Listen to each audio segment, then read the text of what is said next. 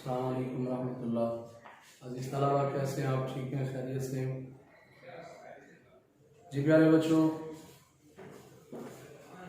آج ہمارا اسلامیات لازمی سال اول کا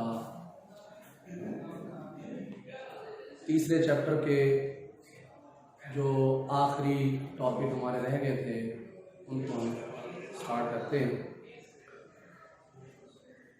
آج کا ہمارا ٹاپک ہے صبر و استقلال۔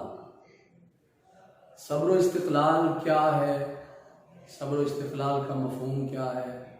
صبر و استقلال کے متعلق قرآنی آیات، اللہ نے قرآن میں صبر و استقلال کے بارے میں کیا فرمایا، اسی طرح نبی کریم صلی اللہ علیہ وآلہ وسلم کی مبارک زندگی سے کچھ مثالیں صبر و استقلال کے متعلق،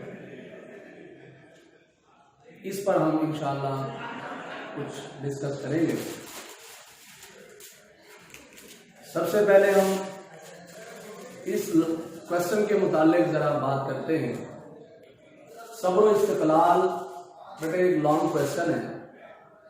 صبر و استقلال کی اسٹیٹمنٹ جو بورڈ میں آتی ہے وہ کچھ اس طرح ہے: نبی پاک صلی اللہ علیہ وآلہ وسلم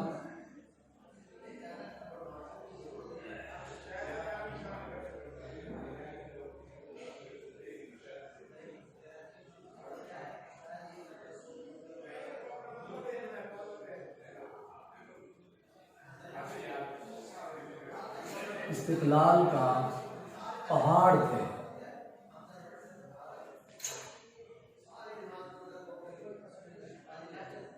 مثالوں سے واضح ہے۔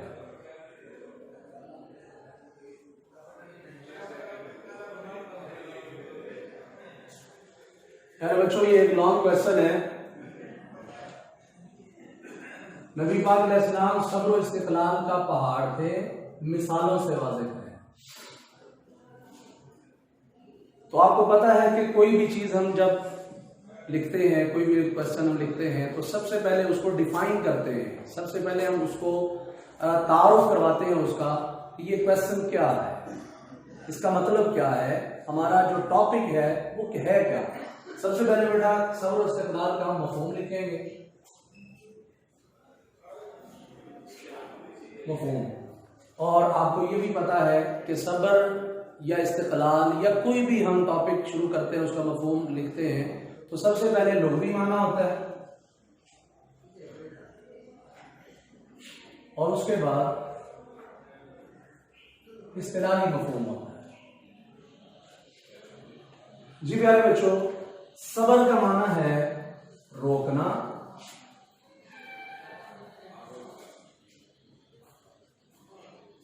برداشت کرنا۔ اسی طرح استقلال، یہ ہم لغوی معنی پڑھ رہے ہیں۔ استقلال کا معنی کیا ہے؟ یہ ہے صبر کا معنی، روکنا اور برداشت کرنا، اور یہ ہے استقلال۔ استقلال کا معنی ہوتا ہے ثابت قدمی اور استحکام، ثابت قدمی اور استحکام۔ تو مصائب و شدائد کو، تکلیفوں کو، پریشانیوں کو برداشت کرنا اور اپنے غم و الم کو، رنج کو، تکلیف کو صبر و رضا کے ذریعے مصیبتوں کے وقت کنٹرول کرنا، روکنا، یہ صبر کہلاتا ہے۔ اور استقلال جو ہے یہ ثابت قدمی کا نام ہے۔ الغرض ان دونوں کا مفہوم یہ ہے کہ دل کی مضبوطی، اخلاق کی بلندی اور استحکام اور مضبوطی کا نام جو ہے صبر و استقلال ہے۔ یہ مفہوم ہو گیا۔ اب اس کے بعد ہم نے دیکھنا ہے صبر کے متعلق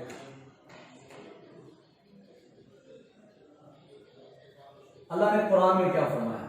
شارٹ کوشچن بھی بن سکتا ہے، صبر سے متعلق قرآنی آیت کا ترجمہ لکھیں۔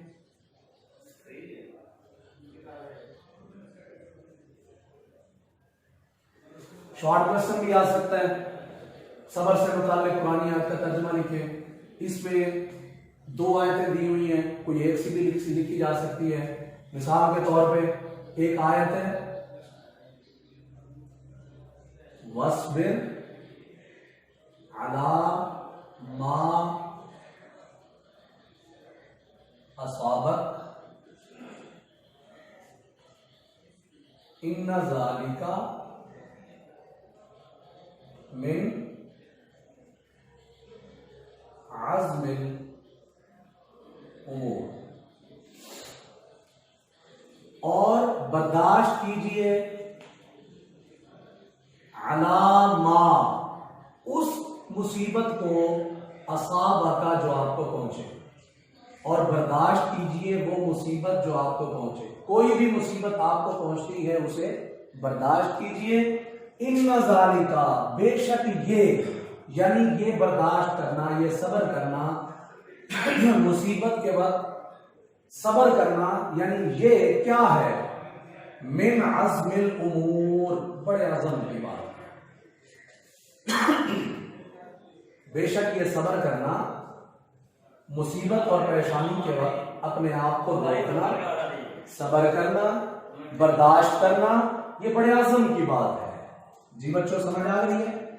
इसी तरह इसी से मुताल्लिक एक और आयत है, बड़ी मशहूर और मारूफ आयत है, इन्नल्लाह मअस्साबिरीन। कोई सी भी लिखी जा सकती है, ये भी लिख सकते हैं, ये भी लिख सकते हैं। बेशक अल्लाह ताला साथ है सब्र करने वालों के। जब भी कोई मुसीबत परेशानी के वक्त एक मुसलमान सब्र करता है तो अल्लाह ताला उसके साथ होता है। जी प्यारे बच्चों, ये हमारी दोनों आयत का तर्जुमा हो गया। उसके बाद एक शॉर्ट क्वेश्चन बन सकता है कि अल्लाह ताला ने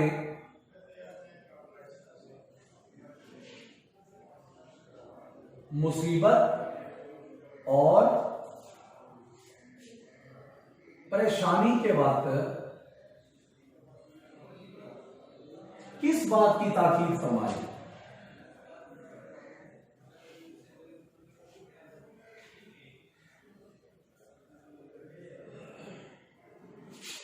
अल्लाह ने मुसीबत और परेशानी के वक्त किस बात की ताकीद फरमाई है?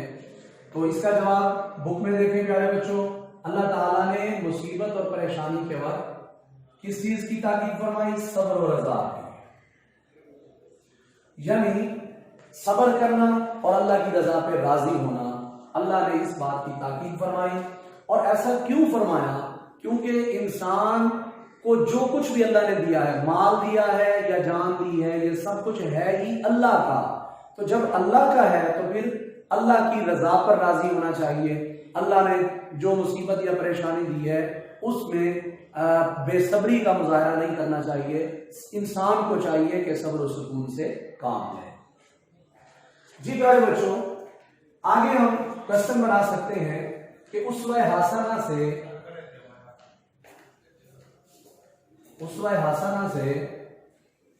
सब्र और इस्तिक़लाल की मिसाल लिखें। सब्र और इस्तिक़लाल की मिसाल, यानी हमारे नबी सल्लल्लाहु अलैहि वसल्लम की मुबारक जिंदगी से कोई ऐसा वाकया लिखें जिसमें ये मिसाल मिल रही हो, हमें सबक और दर्स मिल रहा हो कि नबी पाक अलैहिस्सलाम सब्र और इस्तिक़लाल का पहाड़ थे। ऊपर जैसे हमने क्वेश्चन की स्टेटमेंट लिखी, तो मिसालों से वाज़ेह करना है कि नबी पाक अलैहिस्सलाम किस तरह सब्र और इस्तिक़लाल का मुज़ाहरा फरमाते हैं। प्यारे बच्चों, बुक में देखें, ये जो पहली मिसाल दी हुई है, पहले तो इसको ओवरऑल हमें समझाया गया कि नबी करीम सल्लल्लाहु अलैहि वसल्लम ने जब ऐलान नबूवत किया तो मक्का के लोग दुश्मन हो गए, मक्का के लोग मुखालिफ हो गए, और इसके साथ साथ उन्होंने नबी पाक अलैहिस्सलाम की मुखालफत शुरू कर दी, दुश्मनी शुरू कर दी। वो जो अपने थे वो भी बेगाने बन गए, और किसी ने माज़अल्लाह नबी पाक को कोई तकलीफ पहुंचाई, किसी ने कोई तकलीफ पहुंचाई, मुख्तलिफ तरीकों से अजियतें दी। किसी ने काहिन कहा, काहिन का मतलब नजूमी, किसी ने जादूगर कहा, किसी ने दीवाना कहा, किसी ने मजनू, अलगर्ज मुख्तलिफ तरीकों से हमारे नबी अलैहिस्सलाम को अजियतें दी। لیکن اس کے باوجود ہمارے نبی علیہ السلام نے کبھی بھی دین کی تبلیغ نہیں چھوڑی اور اللہ کی طرف سے منہ نہیں موڑا، دین کی تبلیغ سے منہ نہیں موڑا، اپنا کام اپنا مشن جاری رکھا۔ اور یہی بات ہمیں بتائی گئی، ہمیں درس دیا گیا کہ اگر زندگی میں تمہیں کبھی بھی کوئی مصیبت، تکلیف، پریشانی آئے، دین کے راستے پہ اگر تم چل رہے ہو، تو اگر تمہیں دین کے راستے میں مشکلات کا سامنا کرنا پڑ رہا ہے، اگر تمہیں پریشانیوں کا سامنا کرنا پڑ رہا ہے، تو پھر نبی علیہ السلام کی تاریخی زندگی کو پڑھ لیں، نبی پاک علیہ السلام کی اسوہ حسنہ کو پڑھ لیں، جس طرح ہمارے نبی نے پریشانیوں کا ڈٹ کے مقابلہ کیا اور کبھی بھی دین کی تبلیغ نہیں چھوڑی اور اپنے مشن سے نہیں ہٹے، اس طرح امت کو بھی یہی تبلیغ فرمائی گئی کہ تم بھی اپنے مشن سے نہیں ہٹو گے، اپنا کام جاری و ساری رکھو گے۔ پیارے بچوں، آئیے ہم مثال دیکھتے ہیں کہ نبی کریم علیہ السلام کی اسوہ حسنہ سے صبر و استقلال کی مثال کیا ہے۔ اب ذرا دیکھیے کتاب پہ، ایک مرتبہ نبی پاک علیہ السلام حرم کعبہ میں نماز ادا فرما رہے تھے، بڑی مشہور حدیث ہے، نماز ادا فرما رہے تھے، تو نماز پڑھتے ہوئے جب آپ حالت سجدہ میں گئے، ساتھ ہی صحن کعبہ میں کافروں کی جماعت بھی موجود تھی، تو آپ کو پتہ ہے کہ کفار تو ہر وقت دشمنی نکالنے کا موقع تلاش کرتے تھے، انہیں موقع چاہیے ہوتا تھا، تو آج انہیں موقع پھر مل گیا۔ تو جیسے نبی پاک علیہ السلام سجدے کی حالت میں ہوئے تو ابو جہل بدبخت نے ایک کافر عقبہ بن ابی معیط، بیٹا یہ نام دیکھ لیں، عقبہ بن ابی معیط، ابی معیط کو اکسایا، ابو جہل نے اکسایا، کس کام پہ؟ کہ نبی پاک علیہ السلام سجدے میں ہیں، اس طرح کرو ایک اونٹ کی اوجڑی لے کے آؤ، اوپر ڈال دو۔ اب بیٹا یہاں پہ MCQs بھی بن سکتے ہیں۔ نبی پاک علیہ السلام جب سجدہ کی حالت میں تھے تو آپ کی پشت مبارک پر اونٹ کی اوجڑی کس کافر نے ڈالی؟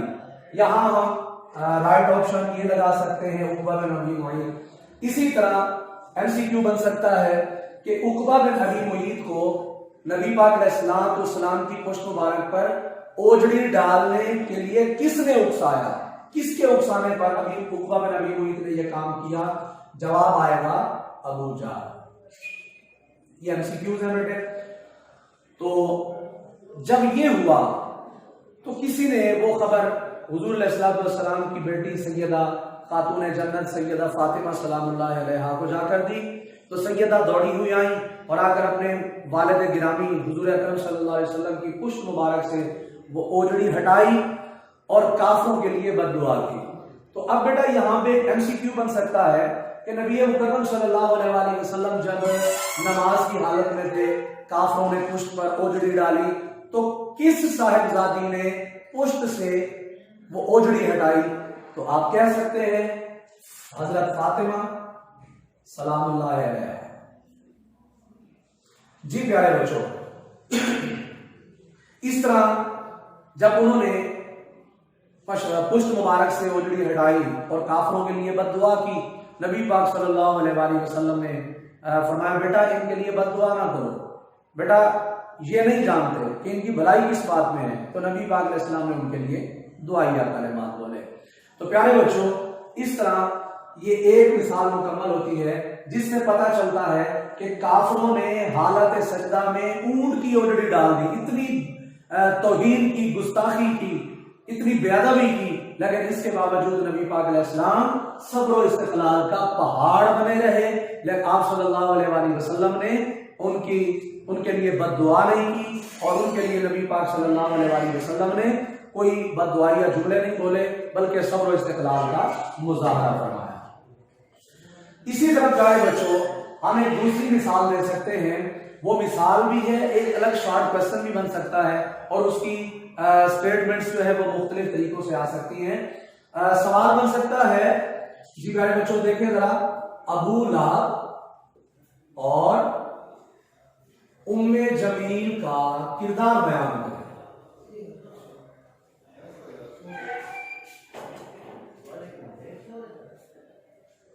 جی پیارے بچوں، ابو لہب اور ام جمیل کا کردار بیان کریں اور اسی کی دوسری اسٹیٹمنٹ بن سکتی ہے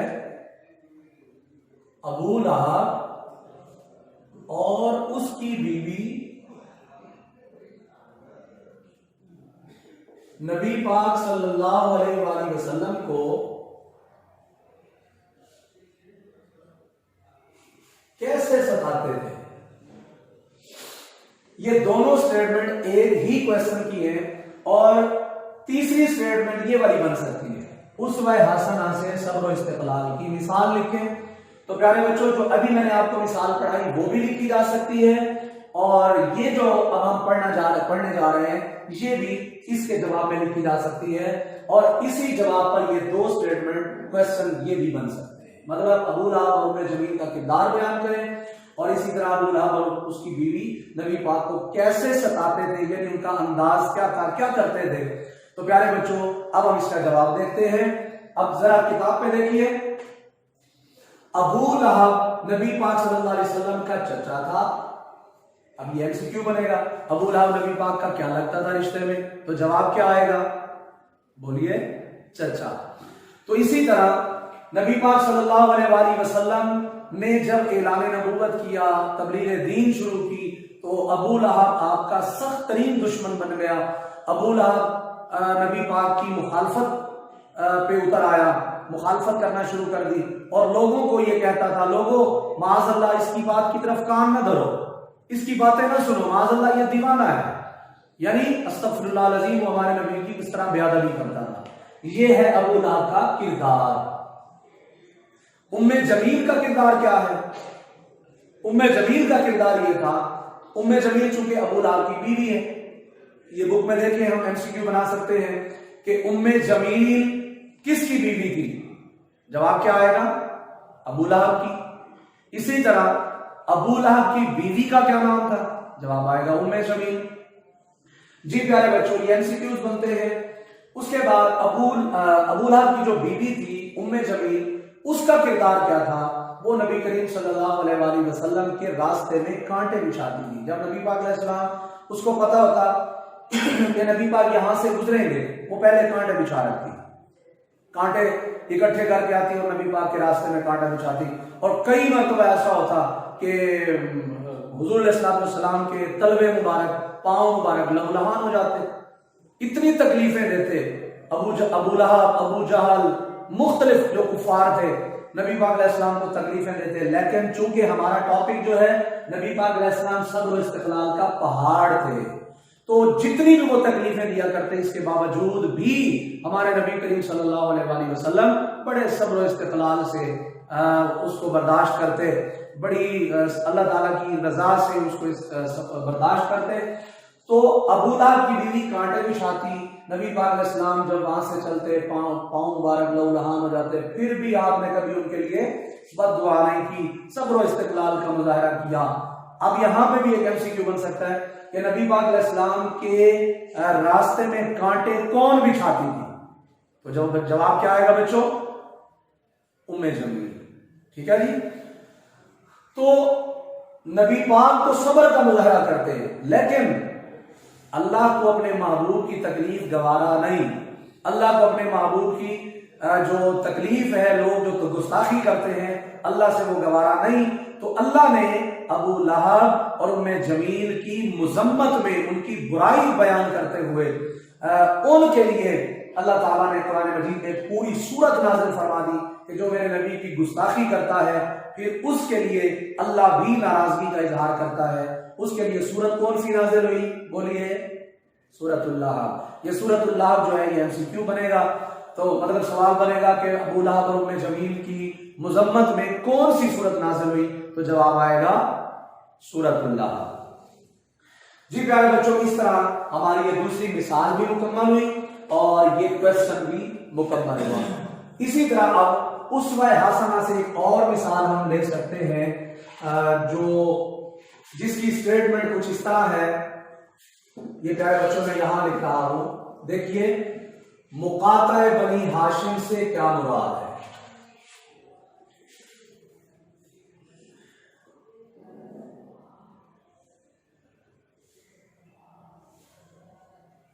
مقاطع بنی ہاشم سے کیا مراد ہے؟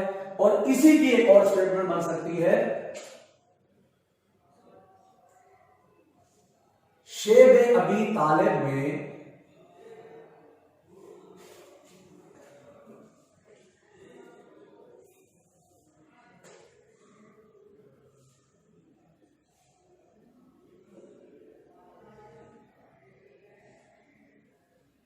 محصوری کا واقعہ ہے۔ جی پیارے بچوں، مقاطع بنی ہاشم سے کیا مراد ہے اور شیب ابی طالب نے محصوری کا واقعہ لکھے۔ اب یہ دونوں سٹیٹمنٹس ایک ہی ہیں، ان کا جواب ایک ہے۔ جس طرح یہ ہم نے 2 سوال بنائے تھے لیکن جواب ایک ہے، اسی طرح یہ بھی دونوں سوالوں کے جواب ایک ہی ہوگا جو ابھی ہم دیں گے۔ جس طرح اس کے ساتھ ہم نے یہ والی سٹیٹمنٹ لگائی تھی کہ اسوہ حسنہ سے صبر و استقلال کی مثال لکھیں، اسی طرح یہ والی مثال جس طرح ہم نے یہاں لکھی تھی اسی طرح مثال سوال ہم یہاں بھی لکھ سکتے ہیں۔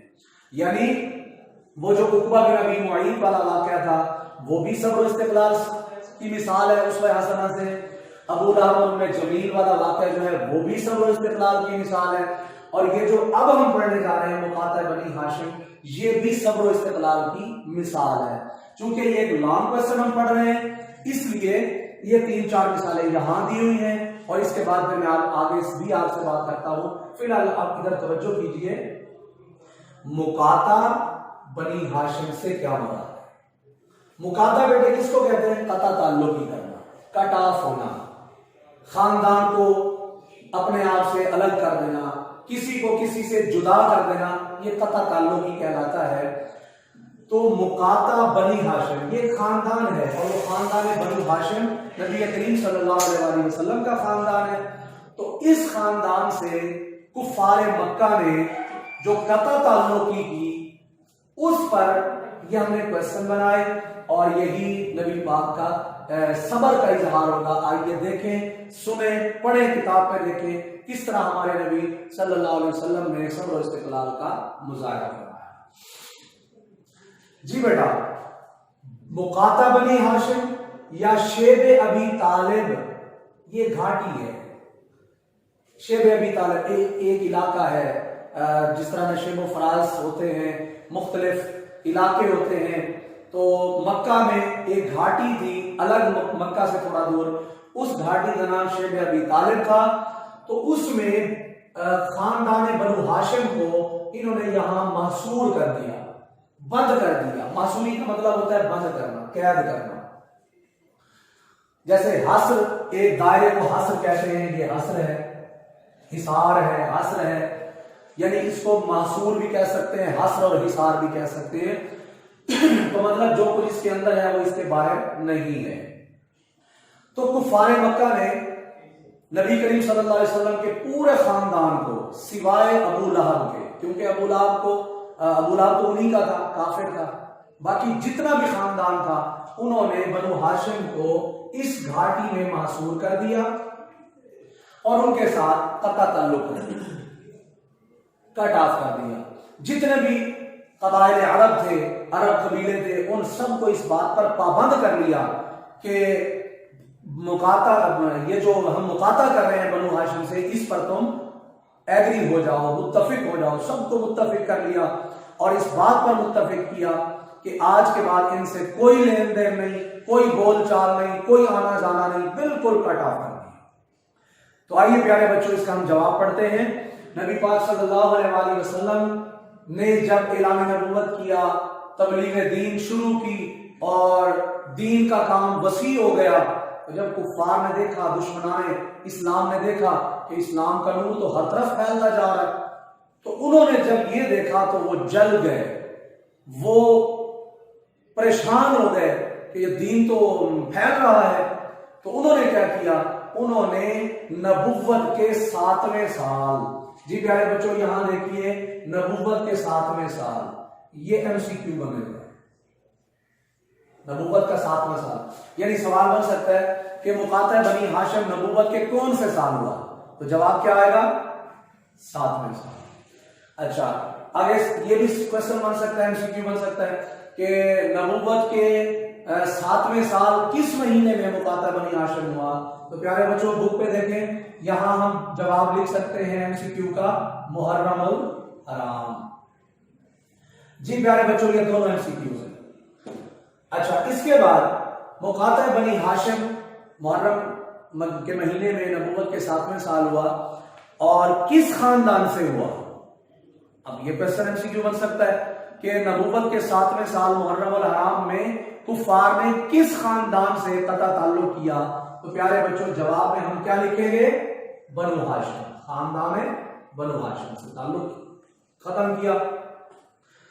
इसी तरह आगे फिर आप जरा देखिए किताब पे, तमाम कबाइल अरब को उन्होंने मुत्तफिक किया इस बात पर, पाबंद किया इस बात का कि बनु हाशिम से कता ताल्लुक करें।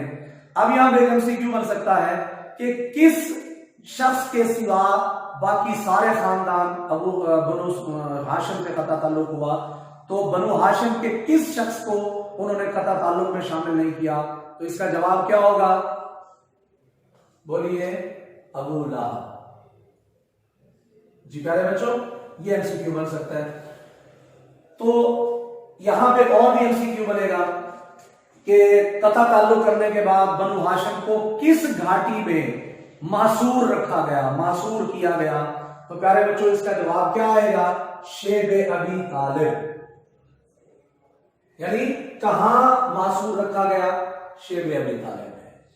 इसी तरह आगे और एमसीक्यू बन सकता है कि शेबे अबी तालिब में खानदान बनु हाशिम कितना साल या कितना अरसा मासूर रहे, कितना अरसा रहे? तो प्यारे बच्चों इसका जवाब क्या होगा? बोलिए, 3 साल। समझ आ गई बच्चों? तो इस तरह जब वो 3 साल तक उन्होंने बनु हाशिम, खानदान बनु हाशिम को मासूर रखा, अपने से कता ताल्लुक करके रखा, 3 साल जब वहां रखा, हालांकि खाना पीना नहीं मिलता था, बड़ी मुश्किल से गुज़र-औक़ात होता था, बड़ी मुश्किल से गुजारा होता था, इसके बावजूद नबी पाक सल्लल्लाहु अलैहि वसल्लम ने खुद भी सब्र का मुजाहरा किया। रहमतुल लिल आलमीन सल्लल्लाहु अलैहि वसल्लम ने सब्र और इस्तिक़लाल का मुजाहरा किया, डटे रहे और बड़ी पामर्दी से, बड़ी जवामर्दी से, बड़ी हिम्मत और हौसले के साथ ये 3 साल गुजारे।